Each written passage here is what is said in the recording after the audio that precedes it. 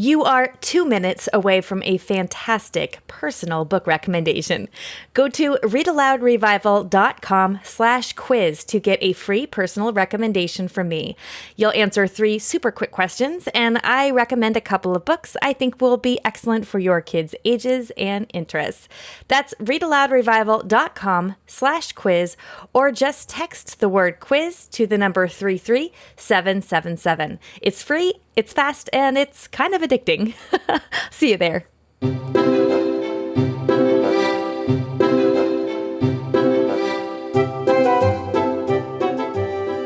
You're listening to the Read-Aloud Revival podcast. I'm your host, Sarah Mackenzie, homeschooling mama of 6 and author of The Read-Aloud Family and Teaching from Rest. As parents, we're overwhelmed with a lot to do. It feels like every child needs something different.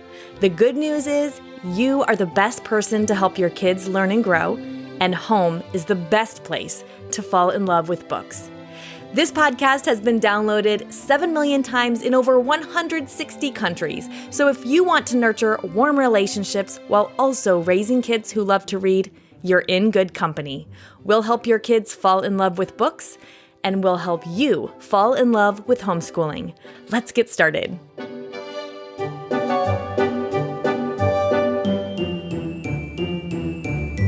Welcome back to the Read-Aloud Revival. Sarah Mackenzie here. Delighted to be with you today. Today I have a friend of mine on the show, a friend and a mentor, someone who I know so many of you love and look up to.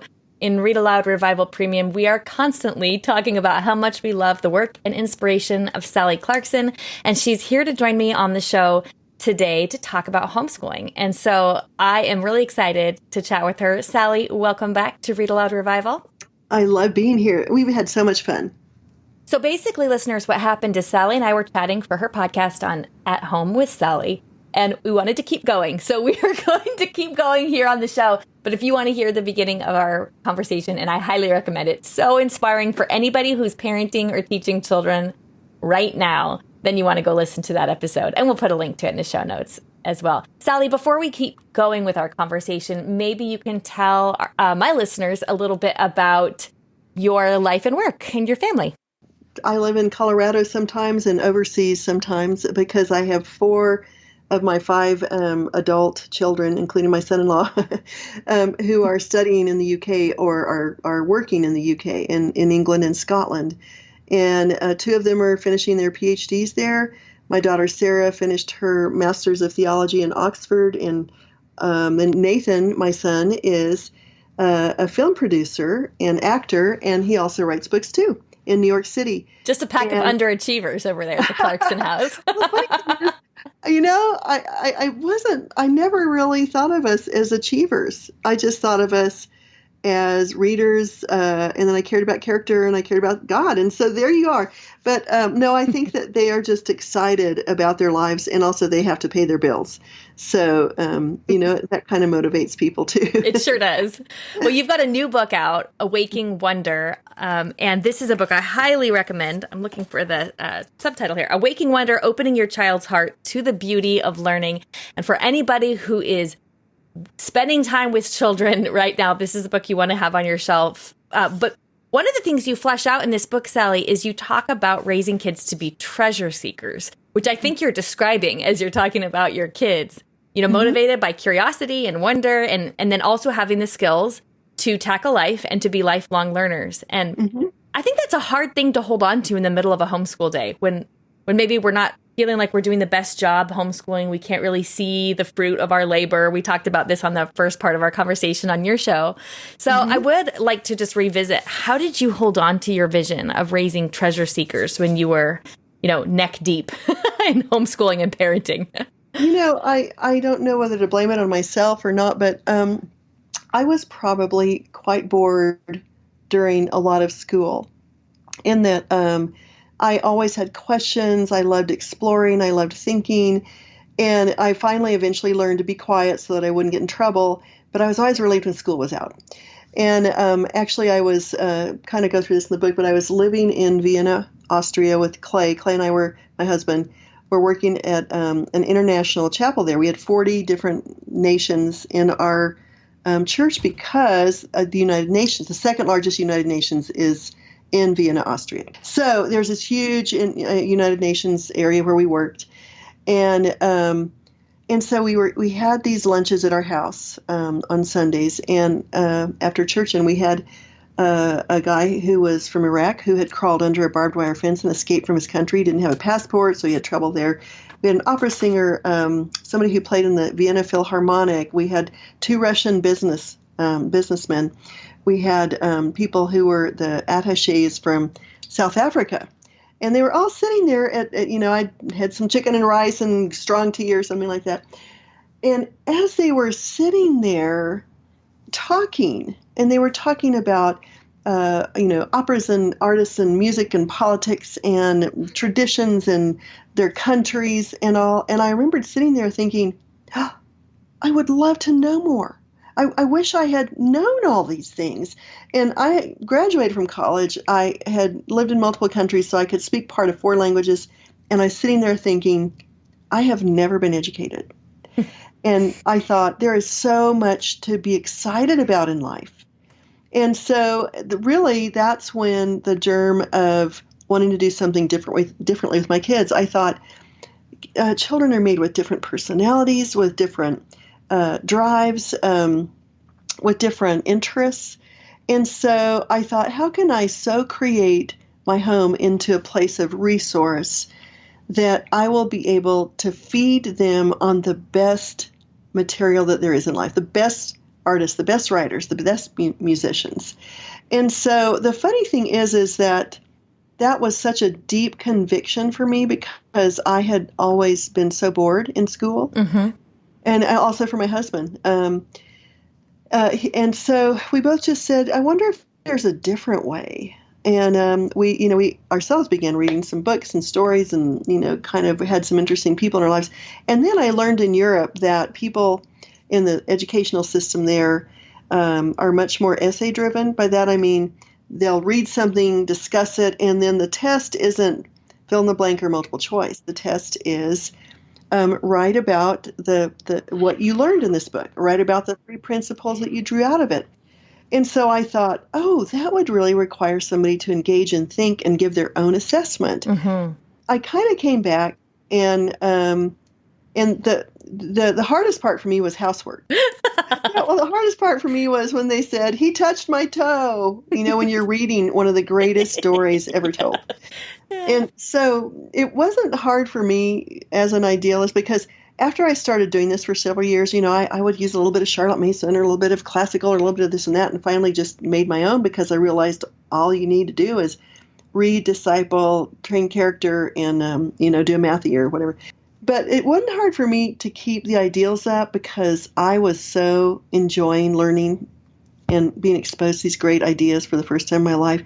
It was just hard to keep being a mom and keep the housework going and keep, in other words, I had to really stretch my character to learn how to do what I'd never been trained to do, which is run a house, train children, and keep food on the table. Yeah. Yeah. And well, one of the things I appreciate most when you talk about homeschooling is that it's very geared toward the actual kids, instead of being purist to any one educational philosophy. So I think that for a lot of us, there is a pull for us to put a stake in the ground and say, I'm a Charlotte Mason homeschooler, or I use the classical model, or whatever it is. Right. And one of the questions I know you get a lot, because we get it a lot, is how do I teach my kids? What do I do? And so you have these 4 adult children who are well-read, they're all writers, they love God. And so when people say, what do I do for curriculum? What's your answer? Talk to Sarah McKenzie. The thing is, I do try to lead people to wonderful resources like you. You teach people about what are good books to read. The thing is, we, in our book, Educating the Wholehearted Child, really talked a lot more about what does this process look like. And we had book lists at the end of it. It takes a while. It's taking a risk, it's like stepping out in faith. You have to believe in the fact that it works. And then if you practice it, I'm sure you've come across this, Sarah. Have you ever just sometimes been sitting with your children, having a magical moment because you entered into this world together of imagination or of history or of a biography, and you really cared about the people and you cared about the characters, and you just had such great discussions, and you're sitting there and you're going, this is a miracle. This is so important. This matters so much.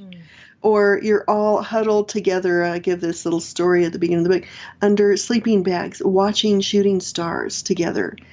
Or you're down at a soup kitchen serving meals, and you have these wonderful conversations about what would it be like if we didn't have a home? Yeah. And look how much we have to give. And so I feel like as I was captured into the magic of a home that was filled with wonder and imagination and discovery, because I wanted to learn that after a few years, I was astounded at the things that my children were saying that I had never thought until I entered into this world with them.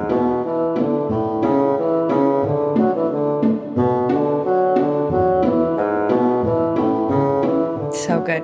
It feels like, well, actually, maybe we should talk about that, because I'm curious how you'd describe the difference between being a mentor and what we usually think of being as a teacher, because what you're describing is so much. Mentor is exactly the word that comes to mind, that makes me feel like, oh, that's what I want. I want to be my children's mentor. But how is mentoring different from teaching, do you think? Well, I looked up the etymology of education, and I found out that, for one thing, education, it really encompasses the whole person. Like, it's sending someone out, and it's sending them out with a healthy spiritual foundation, with a healthy emotional foundation, with a healthy character understanding, with a healthy intellect, with a healthy, it's the whole person. So that helped me a lot to realize, okay, so to educate, even in the days of Plato and Socrates and everybody else, was about the shaping of a whole person. I just loved pondering the life of Christ. He was my mentor, and he taught me everything I know. And so he said that the student will be like his teacher. Mm-hmm. And so in the book, I talk a lot about this because I don't think anybody's ever talked about this enough. Your children are going to be drawing from you every day, all the time. And I like to say to women, are you the person you hope your child will become? Because Jesus said your child becomes like his teacher. And I was realizing that, I thought, I need to make goals for myself. I need to be growing intellectually. I need to have goals emotionally, so that I am kinder, more patient, more gentle, that I'm life-giving to people. I need to be growing, in my character. I need to work a little bit harder because I want my children to learn how to work. And so what I'm always telling people, at a mentor is someone who looks into the personality and the life of the child and says, I believe that there is endless potential. I believe that you've been made, your own fingerprints, your own DNA, uniquely. I believe there is imagination to unearth. There are strengths there that I just need to help you develop in. I believe that the story you're going to tell in a lifetime is really going to be amazing, because you were touched and designed by the God who threw the stars into place. So our understanding of teacher is just somebody who covers a certain amount of limited facts during a certain time in the day, and then they give them tests. But a mentor is somebody, and I look at Plato and Socrates. I look at Tolkien and Lewis. I look at Helen Keller and Annie Sullivan. Sullivan, yeah. Yeah, I look at history. And I mean, Michelangelo was mentored. And I look at history and I think, oh, God made us to be relational people. And when we can be in the company of somebody who loves me, believes in me, and is growing along beside me, I didn't know all these things when I first became my children's mentor, but we learned it together. Because as I was reading them books, I finally became educated. And so a mentor is somebody who understands that your relationship with your child and the way that you believe in them, speak to them, honor them as a human being, draw out their unique strengths, that is really what we are called to do as parents.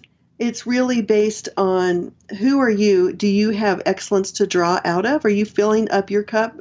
I'm always talking about tea parties, and whatever, when you put something inside of a teapot, what is inside of it is what is going to be poured out.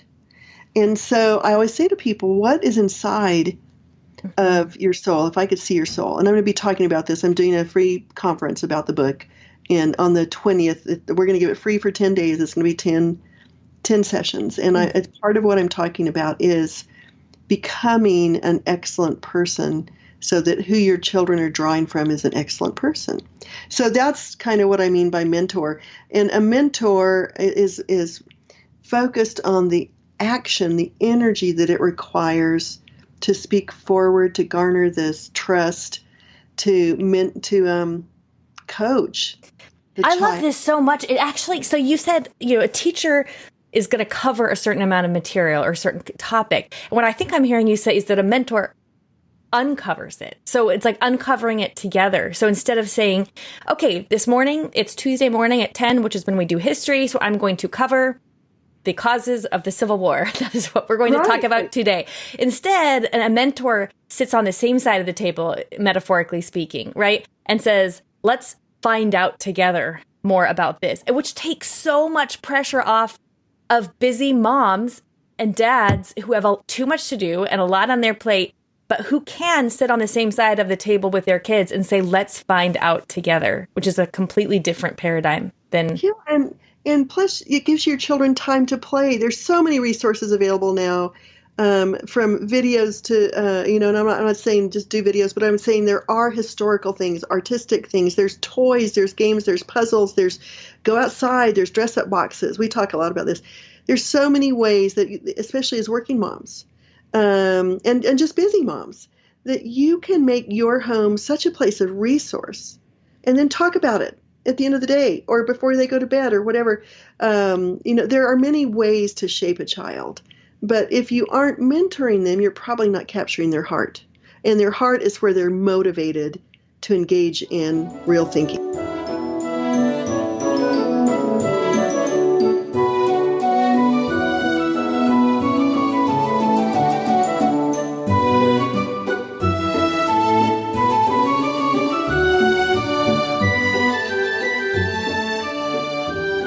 I think when I first started homeschooling, I expected those moments that you're talking about, those magical moments, to happen every day. And so when they didn't, I thought I was doing something wrong. And so what I wish I could go back and tell myself is, a lot of it just feels like getting through a normal day. It doesn't feel magical every day. And that doesn't mean you're doing something wrong.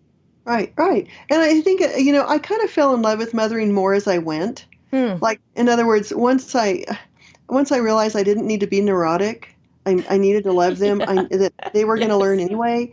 You know what I mean? As I started seeing my children growing and becoming, I look back and I think, I wish I hadn't been so crazy. I wish I hadn't been so stressed out. Right. I wish I had looked in where I am right now, because you're right in the thick of it. You have all these 10,000 children in your house, but I do. I sit and look at Joy and Joel are at home right now. They're both doing their PhDs in Scotland, and I sit there and I look in Joy's eyes and I hear what she's learning, and I just think, this is the best. I love being your friend. I love being close. Let's talk more. And Joel, they're both musicians, and so Joel will sit down and start playing the piano, or they'll start singing. He's a composer, and I just go, wow, this is the best. And so it's like you said, I just wish I had not wasted some of the time fretting or being angry about the dishes. Yeah. I do wish I'd had a maid. Let's talk about real regrets here. Speaking of Joy, who is your youngest daughter, and she's working on her PhD right now, right? Right. I recently saw her post on social media. I'm going to put the link to the post in the show notes. But she was talking about a take on homeschooling, because so many of us around the world that weren't, a lot of people who weren't homeschooling before are now thinking about homeschooling, or at least educating their kids in some fashion to some degree at home. And her post was so refreshing. I loved her insight that a homeschooling parent's reliance on curriculum is actually based on fear. Can you speak to that a little bit? Like, what is that? When I say that, what does that bring up for you? Well, I think that, because we were never taught to do this, and because we have a reference point in our own background, and it's usually some kind of curriculum or whatever, I think that we automatically assume that we have to do what was done to us. Even though we step out and we say, we're going to do this very idealistic thing, then we tend to revert back to what we knew. But I think that Joy is also a teacher right now. She's a professor. She's teaching at her university, undergraduates. And she said, you can really tell the kids that were just checking off a box and just doing what was required. And then the kids who loved learning and education and thinking, and they're inspired. And she said, I think fear of not doing enough has a fruit of reductivity. It reduces knowledge just to multiple choice, fill in the blanks. It has a kind of a sense of, I'm going to pressure you. You've got to do these 10 things. And fear is not a great producer of great fruit. In other words, wherever you start and move forward is how you're going to end. And so if you are choking your children and saying, you have to diagram that sentence, because it says in the book that you have to do 25 sentences, then who wouldn't go, well, okay. But, if you think that's education, right, then, and you're doing it by fear because you're afraid of missing something, then you're not going to capture the delight that is inside every person, the desire to know and to figure out. And so Joy was actually referring to somebody died recently who had created this whole set of curriculum that many people use in the home education movement for many years. And she knows a lot of kids who fell away from their parents' values and thoughts because it was so limiting to them. And so it came out of the articles that she had been reading about this person, because this person was very indoctrinating and very legalistic, but there was very little life-giving or ideas or interest or scope or dimension in the way that this curriculum was written. And so unfortunately, people depended on the curriculum out of fear instead of trusting their own resources to be able to grow forward in unearthing imagination and interest and ideas along with their children.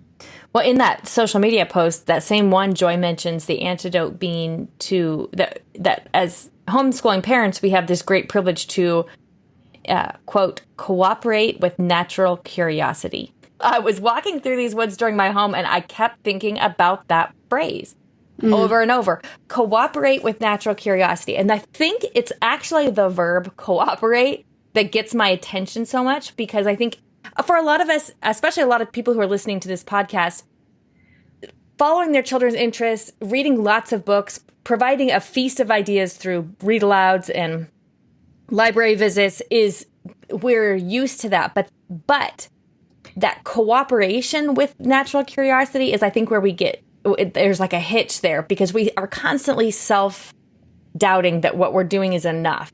We think to ourselves, whatever I'm doing is not enough.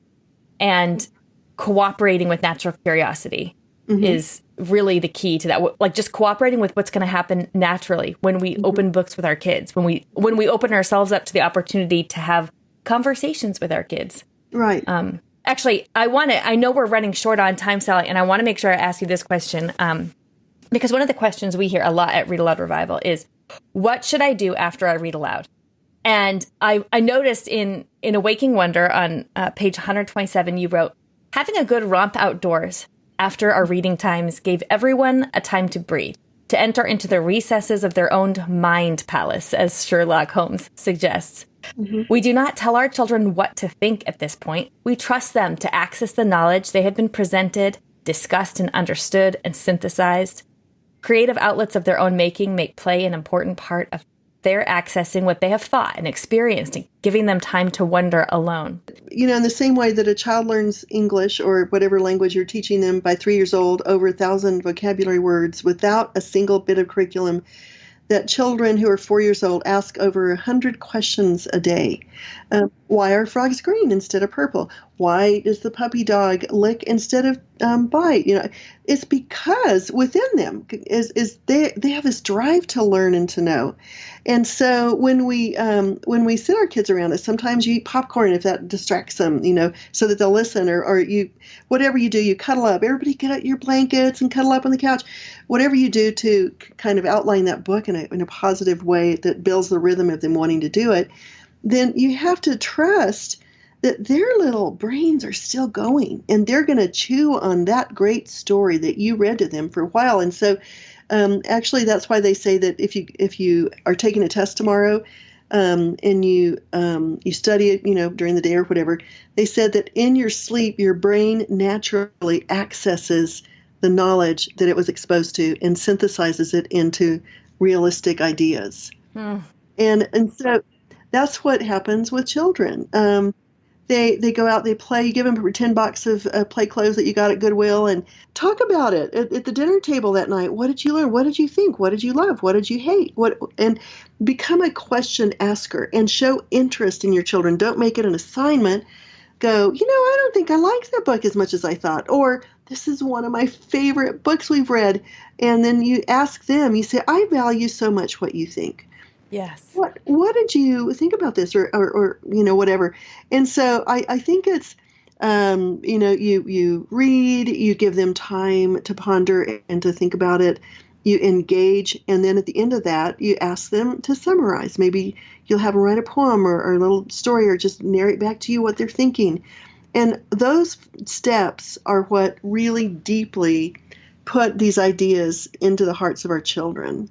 And so it's not a real formal process. It's more of a relational process. I love this so much. It's just another way that we can invite our kids and our families into a waking wonder, just like the title of your book says, which I think we can all get on board with. Sally, thank you so very much for joining me. I always love chatting with you. Oh, I just feel like we're such kindred spirits, and if only we lived next door, or at least in the same state. We'd never get anything done. Oh, my goodness. Now it's time for Let the Kids Speak. I love this part of the podcast because kids share the books that they've been loving lately.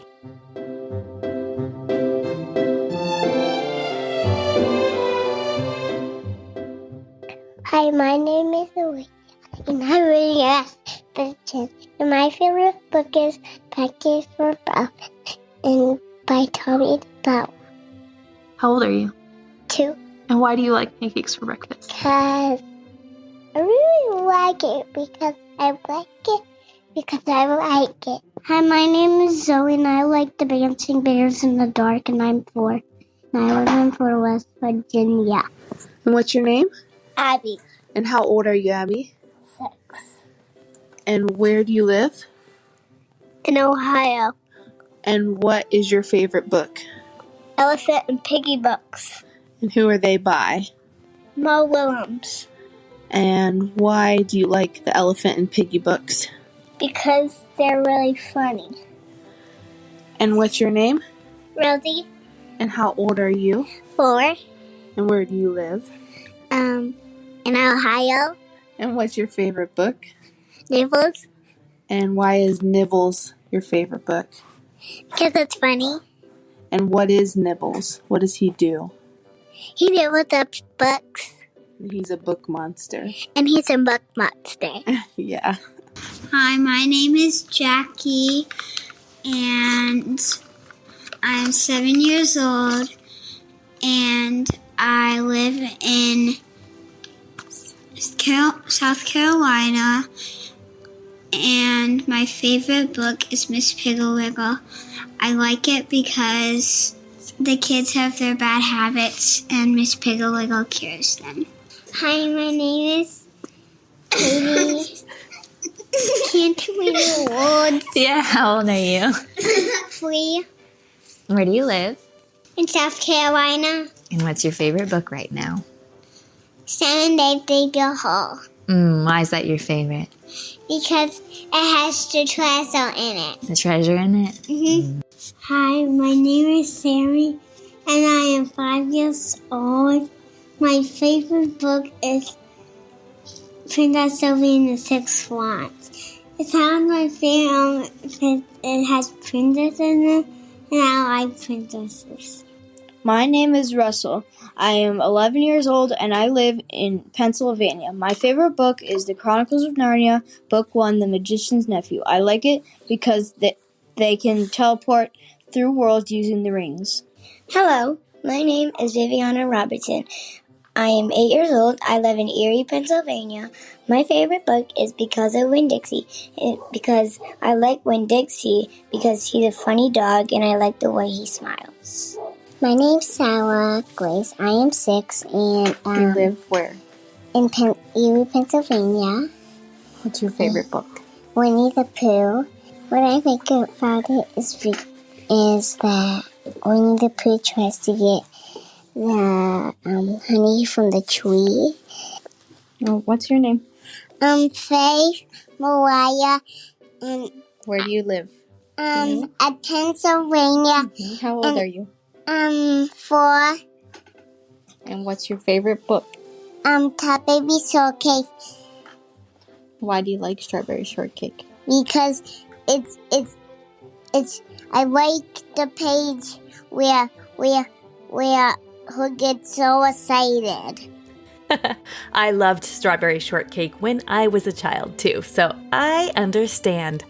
Hey, in 2 weeks, I'll be back with another episode, this time with special guest Mem Fox. She is beloved and world-renowned children's book author.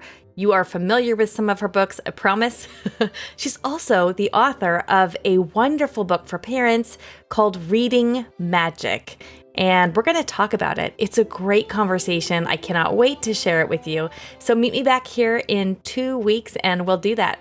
If you haven't yet, be sure to go to readaloudrevival.com/quiz or text quiz to 33777 so I can give you a personalized book recommendation.